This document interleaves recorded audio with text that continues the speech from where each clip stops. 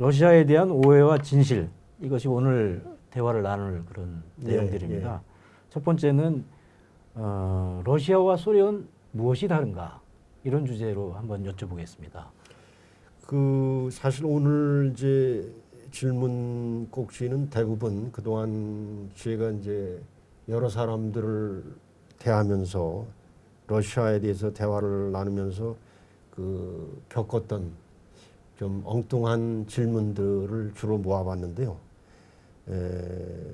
아직도 우리 사회 소위 좀 지도층 인사라고 하시는 분들조차 러시아, 뭐 소련이나 그거나 뭐 이런 식의 말씀을 하시는 분들이 많습니다. 비단 일반 대중들만 그런 것이 아니라 식자층에도 상당수가 그렇게 생각하고 있는데 우선 러시아하고 소련은 정치 체제가 다릅니다.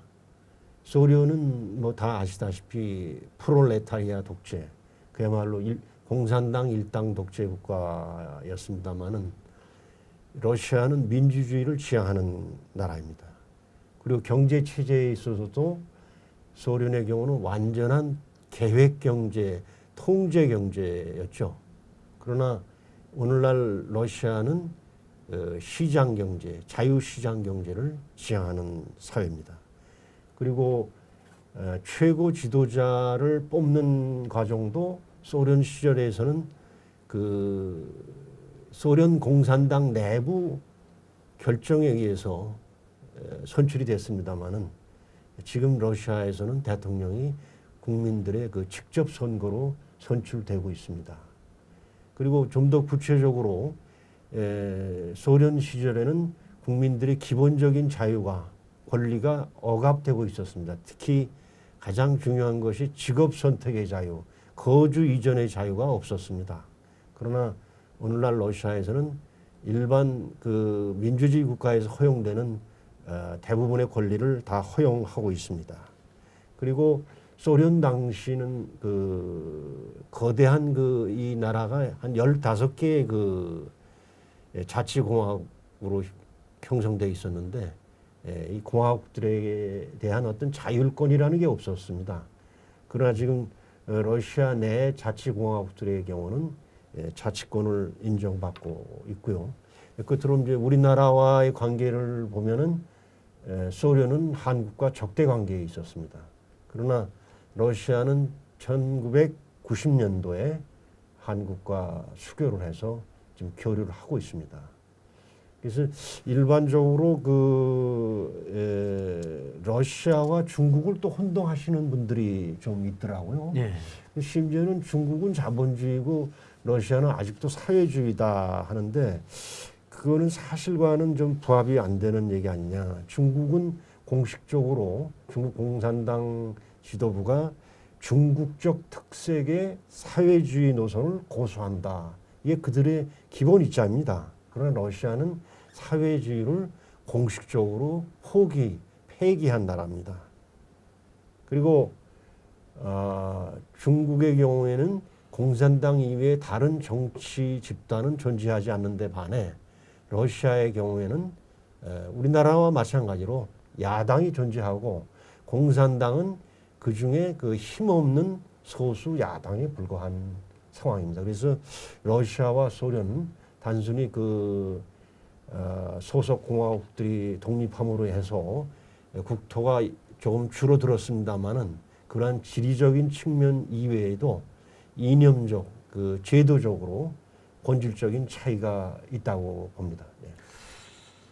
여기까지 말씀하신 걸 들어보면 네. 논리적으로는 뭐 다 맞는데 예. 마음으로는 선뜻 받아들이지 않을 것 같습니다. 그러나 하여튼 말씀을 좀 더 들어보면 이제 좀 납득이 되지 않을까 이런 생각이 드는데 푸틴 대통령 아주 강한 리더십, 좋게 표현하면 강한 리더십이고 또 일각에서는 또 독재자다 이렇게 보는데 어떻게 평가를 하십니까? 이제 그러한 우리 한국 사람들의 이제 견해는 제가 볼 때는 서방 언론의 영향이 좀 크지 않았던가. 이게 이 끝부분에 가서 말씀을 드리겠습니다만 우리 신문이나 방송의 경우에는 서방 언론이 러시아에 대한 보도를 그대로 따라서 하는 경향이 있습니다. 서방은 전통적으로 러시아에 대해서 어떤 두려움을 갖고 있고 동시에 또 러시아에 대한 또 우월감도 갖고 있고 그런 복합적인 감정에서 러시아에 관해서는 좀 있는 그대로 보기보다는 러시아를 어떻게 해서든지 좀 깎아내리려고 하는 그런 경향이 좀 있습니다. 근데 우리 언론인의 입장에서는 네. 그 언론에 대한 상당한 탄압, 또 많은 언론인들이 또 뭐 살해당하고 있다. 이런 또 기사도 나오고 있지 않습니까? 예, 그것도 제가 러시아에 근무를 오래 한 사람으로서 사실을 인정을 합니다. 그러한 소위 이제 체첸 전쟁과 관련해서 그 정부를 비난하는 기획 취재를 했던 기자가 피살된 사건이 물론 있었죠. 그러나 이제 제가 보기에는 다른 우리가 통상적으로 알고 있는 독재 국가에서와 같이 그러한 일이 빈번하게 일어났던 것은 아니라고 봅니다. 네. 그리고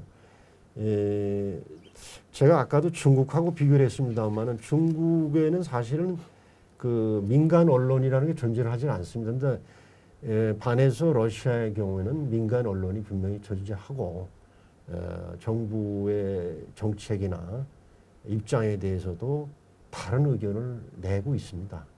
그래서 소위 이제 자유 언론 지수라는 표현이 있는데 그러한 기준으로 본다면 그리 좋은 점수를 주기는 어렵다고 봅니다. 솔직히 말씀드려서. 그러나 그러한 무자비한 어떤 독재를 범하고 있다.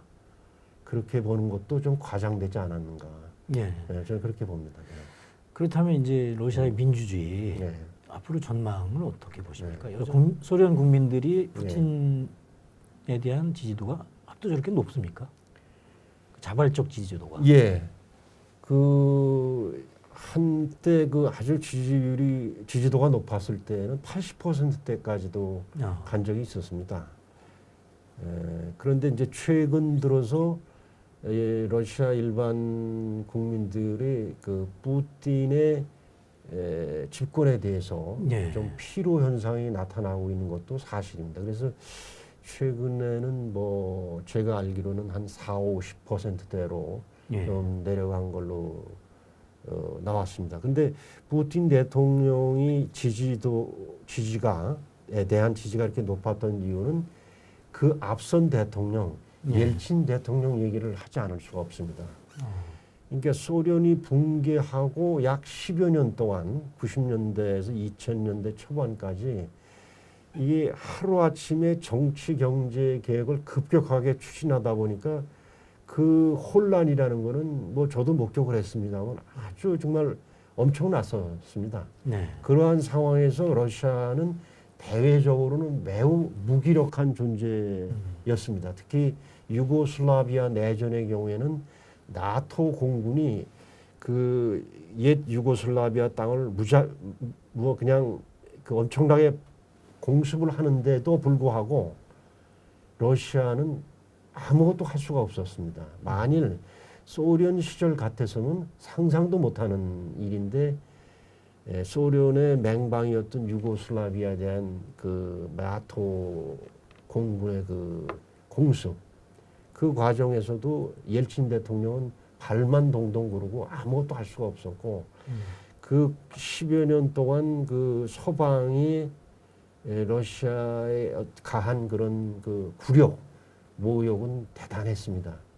그때 러시아 일반 국민들이 받은 그 마음의 상처가 매우 컸습니다. 그런데 푸틴 대통령이 집권하고 나서 러시아의 대외적인 위상이, 대외적인 태도가 이런 확 바뀌면서 서방이 긴장을 하게 됐죠. 그러면서 러시아를 대하는 태도가 달라졌고, 그 과정에서 그 상처받은 자존심을 좀 어떤 그 상처가 치유되는 과정에서 러시아 사람들이 푸틴 대통령에 대한 열렬한 지지가 있었다고 봅니다. 다만 푸틴 대통령이 2번 집권을 하고 그 다음에 메드베데프를 대통령으로 내세우고 자기가 수상으로 총리를 하다가 다시 또 메드베데프 대통령 임기가 끝나자 다시 재집권을 하는 그런 과정에서 러시아 일반 국민들의 피로감이 좀 쌓여가고 있는 것은 사실입니다.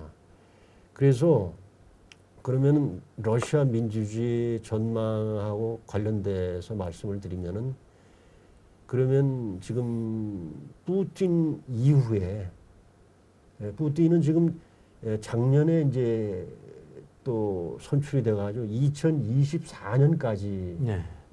대통령 자리에 있게 됩니다. 그러면 2024년 이후에 어떻게 될 것인가? 근데 지금 푸틴의 뭐 후계자까지는 아닐지라도 그 여권 내에 포스트 푸틴을 겨냥할 만한 인물로서 지금 두각을 나타내는 사람이 아직 없습니다. 그래서 그러면 역시 또 메드베데프냐 하는 문제 제기도 있는데 2024년 이후에 푸틴이 헌법상으로만 보면 다시 한번 출마할 수 있는데 결국 그 푸틴이 24년도에 어떻게 할 거냐 거기에 좀 달려 있다고 보고요.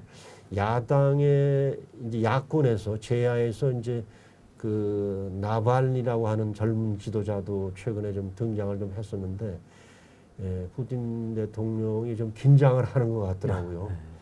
그래서 러시아의 민주화에 대해서는 솔직히 말씀드려서 이렇게 낙관할 수만은 없습니다. 그래서 다만 현 러시아의 정치 상황을 뭐 권위주의 체제라고 표현한 것까지는 좋은데 그걸 독재다라고 얘기하는 거는 좀 과장이 아닌가. 그러면 한 사회를 평가할 때 의회 민주주의를 지향하는가, 정치 체제가 다당제와 의회 민주주의, 그다음에 시장 경제, 언론 출판 집회, 결사의 자유 이런 범주로 볼 때 러시아는 그 범주에 든다 이렇게 판단을 하시는 거군요. 그렇습니다.